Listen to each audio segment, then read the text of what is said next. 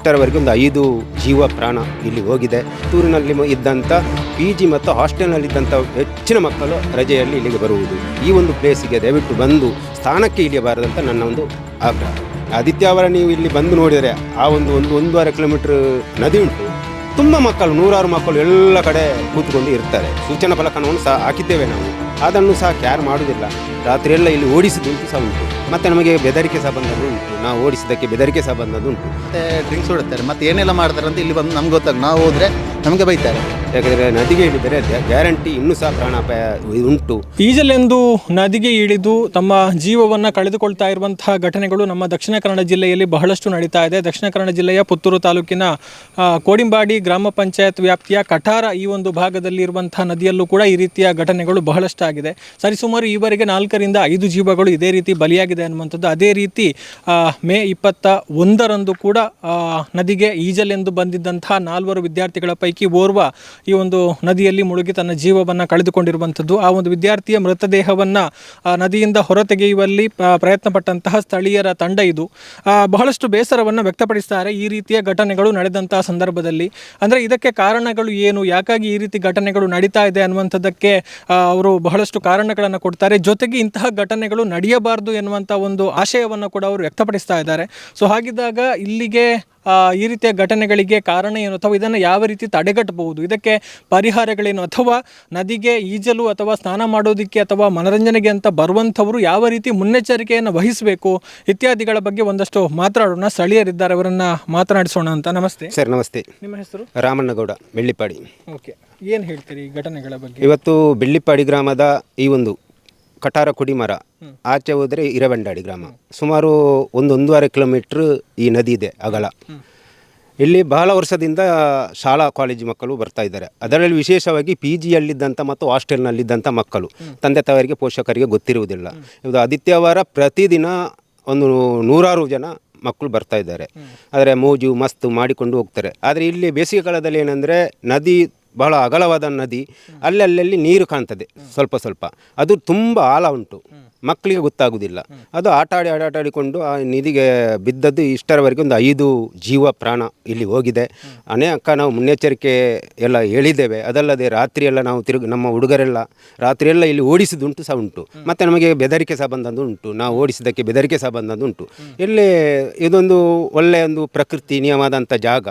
ಇಲ್ಲಿ ಬಹಳಷ್ಟು ಮಂದಿ ಬರ್ತಾ ಇದ್ದಾರೆ. ಆದರೆ ನಾವು ಎಷ್ಟು ಇಲ್ಲಿ ಹೇಳಿದ್ರು ಅವರು ನದಿಗೆ ಇಳಿದು ಸ್ನಾನ ಮಾಡಲಿಕ್ಕೆಲ್ಲ ಹೋಗ್ತಾರೆ, ಆ ಜೀವವನ್ನು ಕಳೆದುಕೊಳ್ತಾರೆ. ಎಲ್ಲೆಲ್ಲಿಯ ಮಕ್ಕಳು. ಇದಕ್ಕೆ ನಾನು ಹೇಳುವುದೇನೆಂದರೆ, ಇವತ್ತು ಪೊಲೀಸ್ ಇಲಾಖೆಗೆ ಹೇಳಿದ್ದೇವೆ, ಎಲ್ಲ ಕಚೇರಿಗಳಿಗೆ ಎಲ್ಲ ಹೇಳಿದೆ. ಆದರೆ ಅವರು ಏನು ಮಾಡಲಿಕ್ಕೆ ಆಗ್ತದೆ?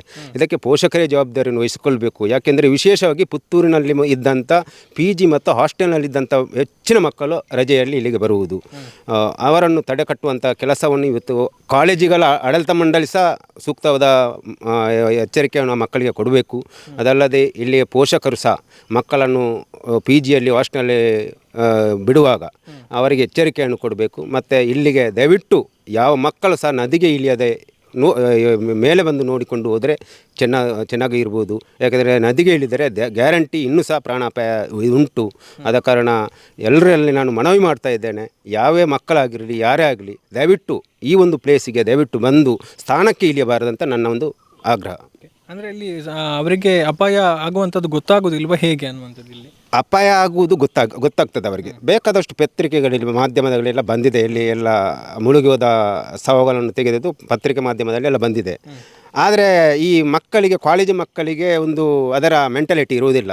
ಅವರು ಒಮ್ಮೆ ಜಾಲಿ ಮಾಡಲಿಕ್ಕೆ ಅಂತ ಬರುವುದು, ಸ್ನಾನ ಮಾಡಲಿಕ್ಕೆ. ಬೇಸಿಗೆಗಾಲದಲ್ಲಿ ಎಲ್ಲಿ ಸಹ ನೀರು ಇರುವುದಿಲ್ಲ. ಆದ ಕಾರಣ ಇಲ್ಲಿ ಅಲ್ಲಲ್ಲಿ ದೊಡ್ಡ ದೊಡ್ಡ ಹಳ್ಳಗಳು ಉಂಟು. ಅದು ಅಷ್ಟೇ ಆಳ ಉಂಟು, ಆದರೆ ಮಕ್ಕಳಿಗೆ ಗೊತ್ತಾಗೋದಿಲ್ಲ. ಇಳಿದರೆ ಅದು ಹೋಗ್ತದೆ. ಮತ್ತು ಅದೆಲ್ಲ ತುಂಬ ಸಲ ಆಗಿದೆ. ಈ ಮಕ್ಕಳು, ತುಂಬ ಮಕ್ಕಳು ಇದು ಆದಿತ್ಯವಾರ ನೀವು ಇಲ್ಲಿ ಬಂದು ನೋಡಿದರೆ ಆ 1-1.5 ಕಿಲೋಮೀಟ್ರ್ ಇದು ನದಿ ಉಂಟು. ತುಂಬ ಮಕ್ಕಳು, 100 ಮಕ್ಕಳು ಎಲ್ಲ ಕಡೆ ಕೂತ್ಕೊಂಡು ಇರ್ತಾರೆ. ಆದರೆ ಇಲ್ಲಿ ಅವರು ಹಿರಿಯರು ಸಹ ಅವರನ್ನು ಜೋರು ಮಾಡಿ ಕಳಿಸಿದ್ದಾರೆ. ಮತ್ತೆ ನಮಗೆ ಸಾಕಾಗಿದೆ.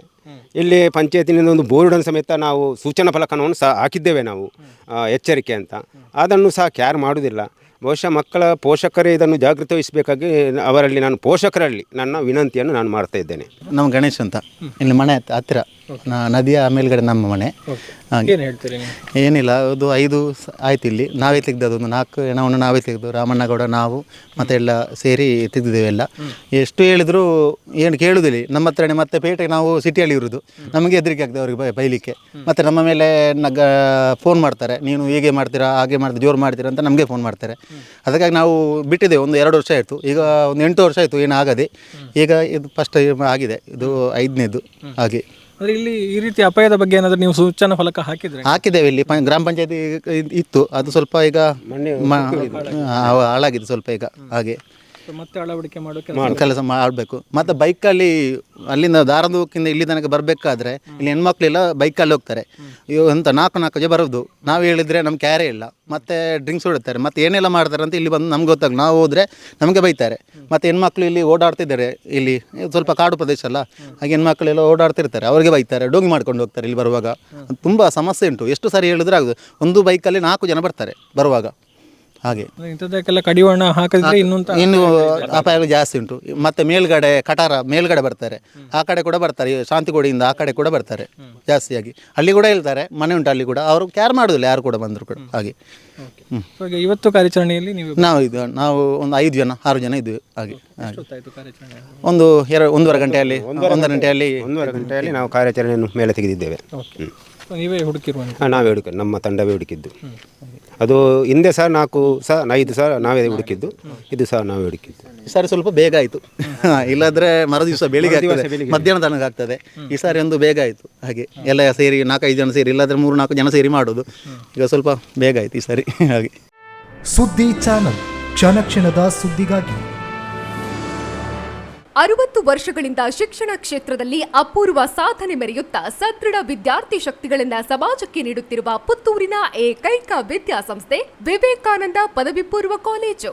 98% ಅಧಿಕ ಅಂಕಗಳನ್ನು ಪಡೆದಿರುವ ವಿದ್ಯಾರ್ಥಿಗಳಿಗೆ ಉಚಿತ ಶಿಕ್ಷಣ, ರಾಷ್ಟ್ರ ಅಂತಾರಾಷ್ಟ್ರೀಯ ಮಟ್ಟದ ಸಾಧಕ ವಿದ್ಯಾರ್ಥಿಗಳಿಗೆ ಶುಲ್ಕದಲ್ಲಿ ರಿಯಾಯಿತಿ, ಅನುಭವಿ ಅಧ್ಯಾಪಕ ವೃಂದ, ವಿಶಾಲವಾದ ಪ್ರಯೋಗಾಲಯ, ಗ್ರಂಥಾಲಯ, ನೀಟ್, ಜೆಇಇ, ಸಿಇಟಿ ಹಾಗೂ ಸಿಎ ಫೌಂಡೇಶನ್ ಕೋರ್ಸ್ಗಳಿಗೆ ತರಬೇತಿ, ಐಎಎಸ್, ಐಪಿಎಸ್ ನಂತಹ ಸ್ಪರ್ಧಾತ್ಮಕ ಪರೀಕ್ಷೆಗಳಿಗೆ ತರಬೇತಿ, ವಾಣಿಜ್ಯ ವಿಭಾಗದ ವಿದ್ಯಾರ್ಥಿಗಳಿಗಾಗಿ ಸಿಎಸ್ಇಇಟಿ ಹಾಗೂ ಸರ್ಟಿಫಿಕೇಟ್ ಕೋರ್ಸ್ಗಳಿಗೆ ತರಬೇತಿ, ವಿಕಸನ ಟಿವಿ ಹಾಗೂ radio Panchajanya 90.8 FM, college bus ವ್ಯವಸ್ಥೆ, ಕ್ರೀಡೆಗೆ ಒತ್ತು ಕೊಟ್ಟು ವಿಶಾಲವಾದ ಕ್ರೀಡಾಂಗಣ, ವಿದ್ಯಾರ್ಥಿನಿಯರಿಗಾಗಿ ಕಾಲೇಜ್ ಕ್ಯಾಂಪಸ್ನಲ್ಲೇ ಪ್ರತ್ಯೇಕ ವಸತಿ ನಿಲಯಗಳು, ಅರ್ಹ ಬಡ ಪ್ರತಿಭಾವಂತ ವಿದ್ಯಾರ್ಥಿಗಳಿಗಾಗಿ ಹಲವು ವಿದ್ಯಾರ್ಥಿ ವೇತನಗಳು, ರಾಷ್ಟ್ರ ಅಂತಾರಾಷ್ಟ್ರೀಯ ಮಟ್ಟದಲ್ಲಿ ವಿದ್ಯಾರ್ಥಿಗಳ ಸತತ ಸಾಧನೆ. ನಮ್ಮಲ್ಲಿ ಲಭ್ಯವಿರುವ ಕೋರ್ಸ್ಗಳು: ವಿಜ್ಞಾನ ವಿಭಾಗ, ಪಿಸಿಎಂಬಿ, ಪಿಸಿಎಂಸಿ, ಪಿಸಿಎಂಎಸ್, ಪಿಸಿಎಂಎ, ವಾಣಿಜ್ಯ ವಿಭಾಗ, ಎಸ್ಸಿಬಿಎ, ಎಸ್ಸಿಬಿಎ, ಇಸಿಬಿಎ, ಕಲಾ ವಿಭಾಗ, ಎಚ್ಇಪಿಎಸ್. ವಿವೇಕಾನಂದ ಪದವಿ ಪೂರ್ವ ಕಾಲೇಜು, ನೆಹರು ನಗರ, ಪುತ್ತೂರು. 8073700468, 8105072386.